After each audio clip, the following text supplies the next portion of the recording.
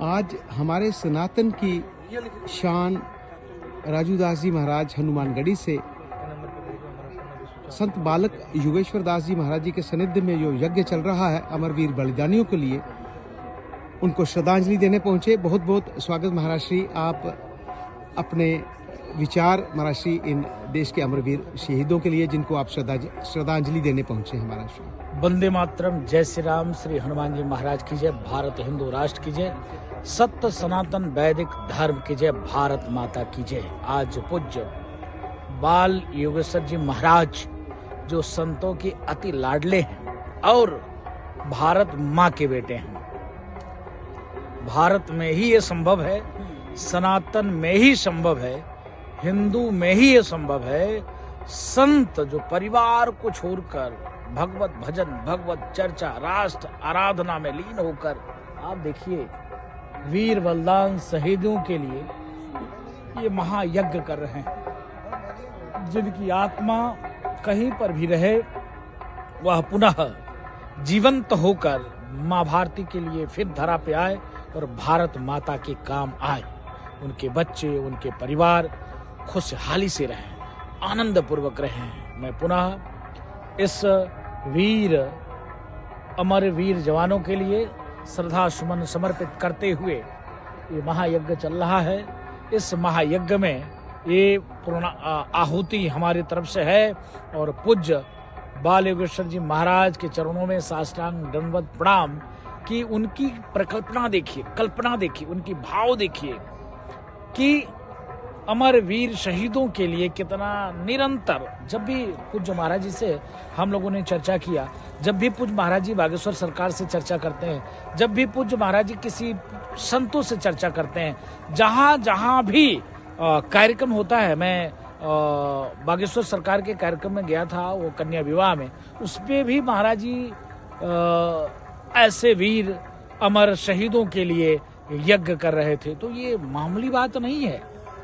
संत राष्ट्र आराधना में राष्ट्र को जिसने अपने प्राणों की आहुति देकर सुरक्षित रखने का कार्य किया, उसके लिए पूज्य बाल योगेश्वर जी महाराज निरंतर कल्याण के लिए, अमृतत्व के लिए और परमात्मा में विलीन होकर पुनः वापस आए और भारत माता की सेवा करे, ऐसे वो यज्ञ के माध्यम से उनके लिए कल्याण की कामना करते हैं। पुनः महाराज जी के श्री चरणों में ये दास राजू दास साष्टांग दंडवत प्रणाम करता है और इस वीर बलिदानियों के चरणों में राम नाम का श्रद्धा सुमन समर्पित करते हुए कि आपके जीवन में जहां भी पुनः धरती पे आए फिर राष्ट्र के लिए काम आए। वंदे मातरम, जय श्री राम, श्री हनुमान जी महाराज की जय, भारत माता की जय, भारत हिंदू राष्ट्र की जय, सत्य सनातन वैदिक धर्म की जय।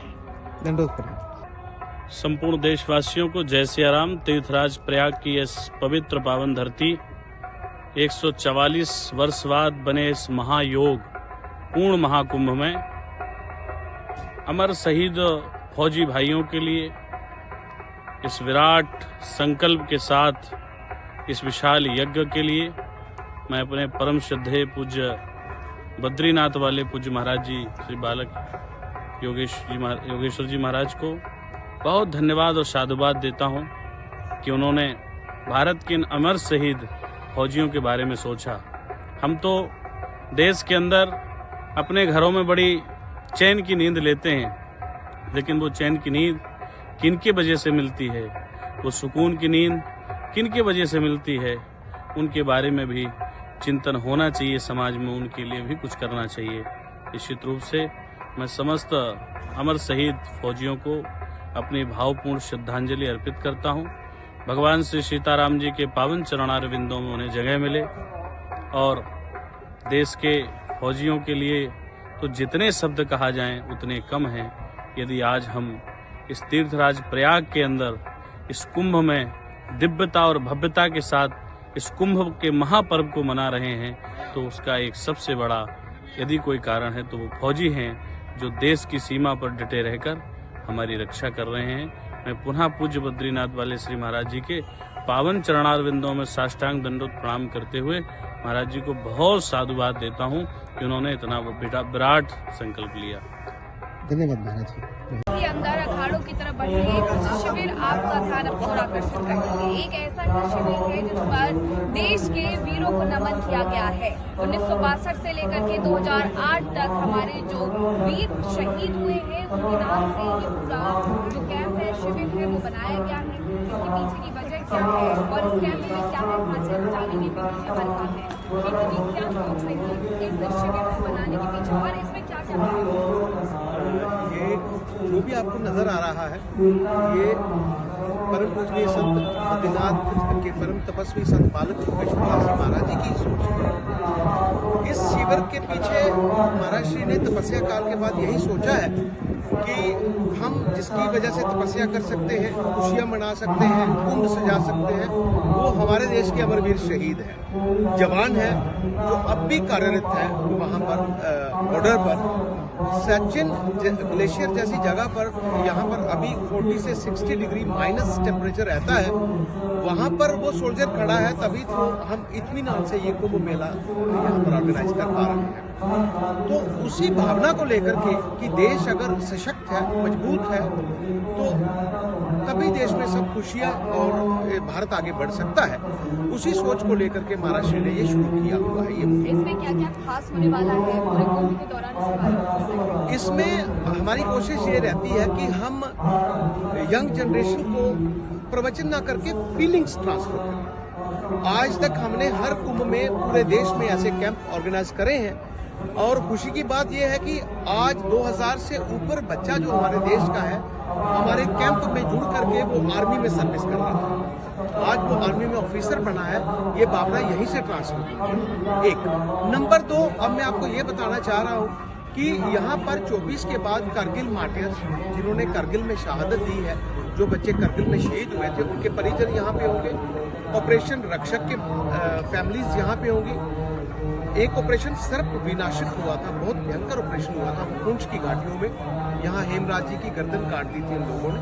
तो उस सर्प विनाशक के जितने भी शहीद हुए हैं हमारे देश के, वो यहाँ होंगे। 26/11 मुंबई से आने वाले हैं। हेमंत करकरे और सलस्कर मैडम है, तुकाराम ओमले जिन्होंने कसाब को पकड़ा था ना, उनकी बेटी और उनकी माता जी आ रही है, वैशाली दीदी आ रही है यहाँ पे। इसके अलावा और बहुत से रिटायर्ड आर्मी ऑफिसर्स 24 के बाद यहाँ आना शुरू होंगे और वो 6 तारीख तक यहाँ रहेंगे। इसमें पुलवामा अटैक, उरी अटैक वाली फैमिलीज भी हैं। यहाँ पर 108 हवन भगवान से देश में शांति बनी रहे, भारत मजबूत रहे।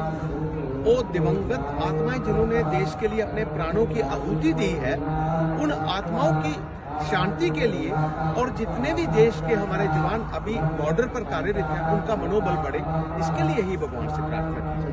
यहाँ पे गेट पे जैसे एंट्री लगती है, वहाँ पे लिखा हुआ है सर्वधर्म पूजा, क्या समझाएंगे? सर्वधर्म पूजा मतलब सर्वधर्म की जो भारतवासी हैं, जितने भी धर्म हैं, उसकी सबसे पहली पूजा देश है। अगर देश है तो सारे धर्म हैं, अगर देश नहीं है तो कुछ भी नहीं है। तो देश सर्वोपरि। ये जो पूजा है, जो हम फौजियों को याद करते हैं, ये सर्वधर्म पूजा होनी चाहिए। हर धर्म को ये पूजा करनी चाहिए। और धन्यवाद हमसे बातचीत करने के लिए। तो महाकुंभ में एक शिविर ऐसा भी लगा हुआ है जो देश के वीरों को नमन कर रहा है, उन्हें याद कर रहा है। वीडियो जर्नलिस्ट विकास के साथ मैं मीनाक्षी, रतन से।